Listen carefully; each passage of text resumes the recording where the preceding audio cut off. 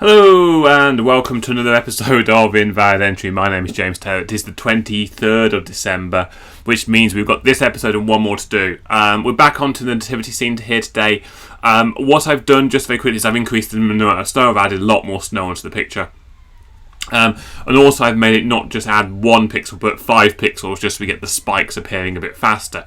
The spikes appear for a couple of reasons. The first thing is that once you get a little bit of a spike appear because a couple bits of snow appeared in one place, that forms a vertical line, and because the snow drifts, when the snow hits the side of this vertical line, it then counts as hitting the line and then makes the spike higher, so you end up with these spikes appearing over and over. And you get this very, very like ice spike showing up. And that isn't what we want. We want nice, gentle snow. So today what we're going to do is we're going to implement a softening feature, which every iteration of the frame will then go through the loop very quickly and work out whether the snow should have fallen over onto either side. So as you see now, this is it not working very well. This is it with the spikes. And once I've got it working, I'll put it back to being 1 pixel high. And then we should be able to go. And you can see in the back, there's a lot more snow on the back than there's on the front, so the back spikes are getting bigger faster than the front spikes, and that's perfectly fine. I did leave this running overnight in the background, and I forgot that it was running actually, and when I came back it was just vertical streaks up and down the page, and it was impossible for snow to actually get down because the snow would drift between 2 quite narrow spikes and hit one or the other and then make those taller sort of things. So that is what it is. So what we're going to do is just close that a moment.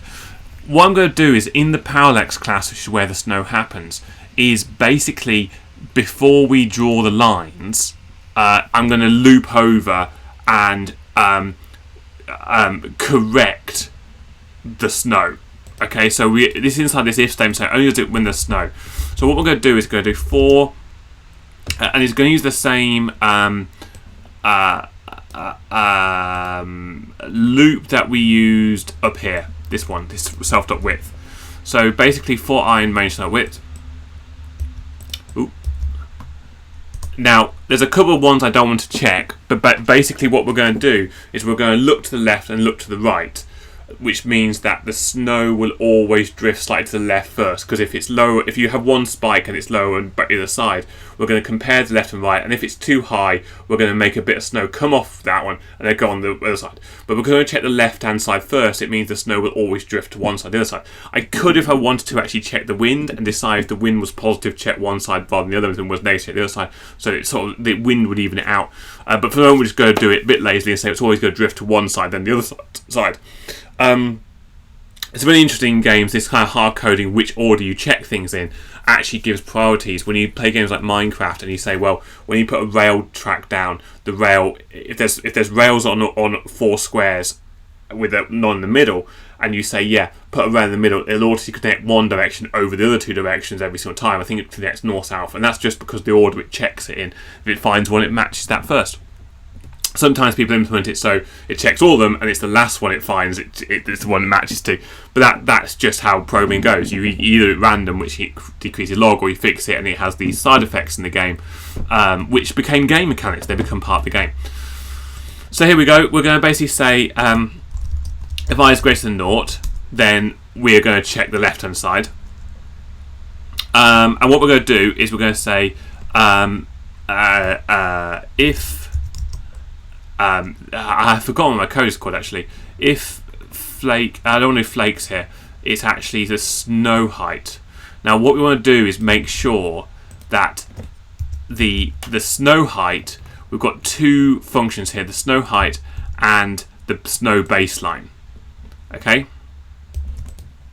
So first thing, if the snow height, in fact, we'll put it here. If the snow height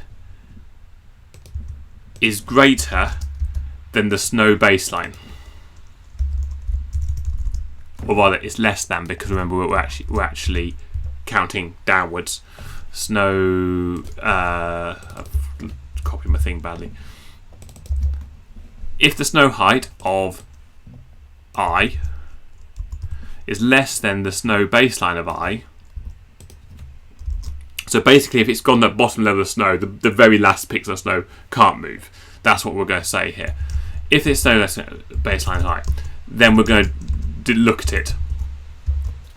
If I is greater than 0, so we don't check the first one. We don't check the left-hand side of the first one because there isn't anything on the left of the first one.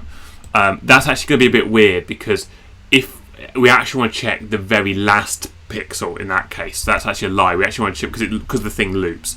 We're basically going to say if these are the edge cases. So the general case, right, is going to be if self's this height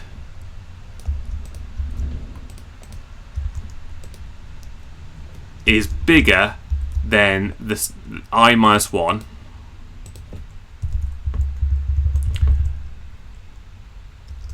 and we can even say bigger than that plus 2, so it has to be up by a couple before it drifts. Okay, then what we're going to do is say this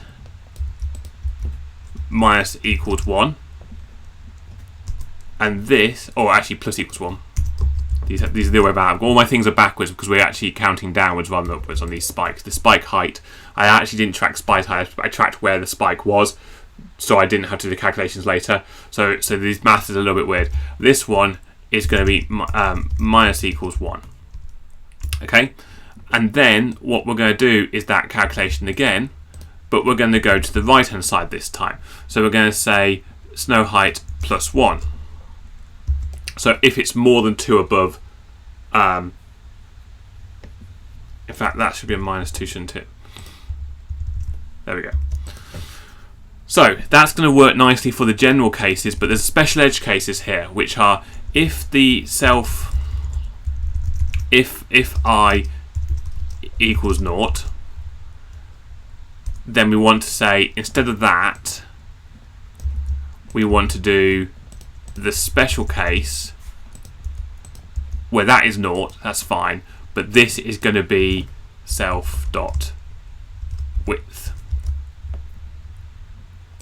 Okay, and that actually may be minus 1, but we'll see if that actually works. We'll test this. Else, it's going to work fine. Okay, and then similarly here, we're going to say if I equals self dot width. In fact, I'm going to do minus 1 there, because I think I need a minus 1 there. Then we're going to do the same thing again. We're basically going to take this function, but in this time, this is going to be hard coded as 0. And here, this is the else. Otherwise, it's fine. There we go. So basically there's no else here because if the snow isn't above that baseline, it should be fine. So I'm going to run that now. I'm a bit concerned that I seem to have an if there for some reason. I like to put brackets around my ifs, apparently. I've started doing that today. The problem is I've been writing in other languages, and when I write in other languages, I begin to put brackets and things in which are technically legal. They're technically, you can put semicolons like that. That's technically legal. It's not Python. Doesn't meet Pylint. Should do a thing about Pylint. All these equals should be if I equals. Where is that one? Self minus width 1. If I equals there. Terrible code. See, I'm rushing. Background has no attribute. Snow height.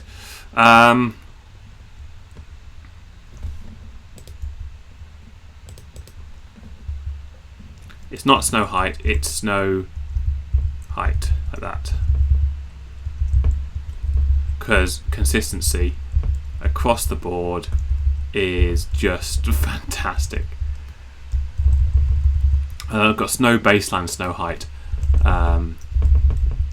See, if I actually code reviewed this before I did it, I would know some of these things, and it would be more consistent. A nice review to make sure you're being consistent is good. Has no battery snow height, but it's there. I'm very confused. Have I typoed it somewhere? Background object has no attribute. Snow height. On line 103, which is this one.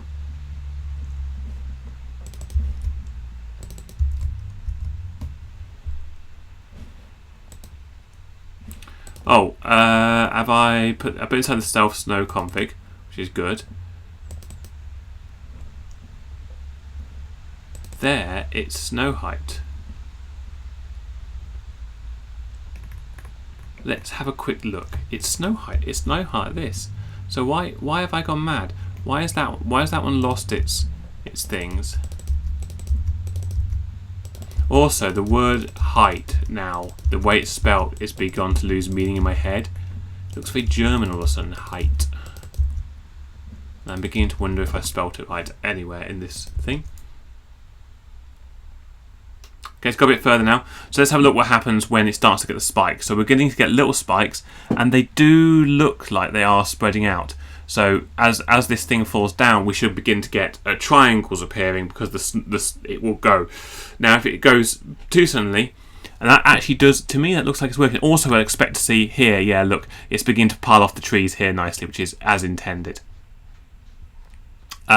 So yeah, that is the smoothing effect of the snow. It works very well. A couple of typos I had on the self snow height, and again, that's because I didn't really look at the code before I started work. I just started diving in and hacking it to pieces.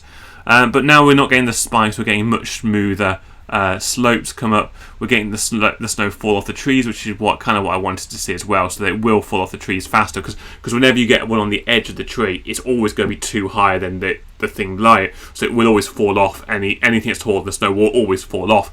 It's kind of what I intended when I thought this through my head. Yes, that's what I want. So I was expecting to see this. I don't see at the moment any wrapping on the boundary, which means I think we've got that edge detection working right. It loops in a loop.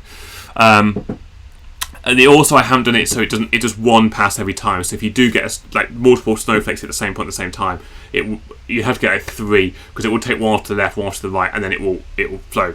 It is definitely sloping to the left more than it's sloping to the right, which again was, as I said, was going to happen when I thought this through in the code.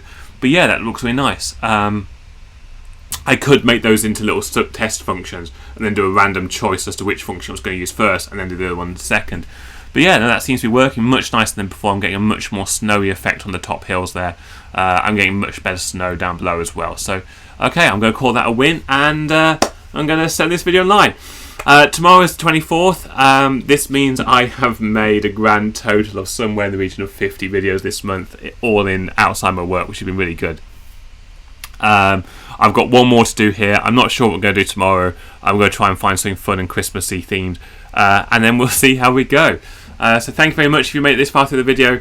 I love you all, and I hope you all have a really Merry Christmas.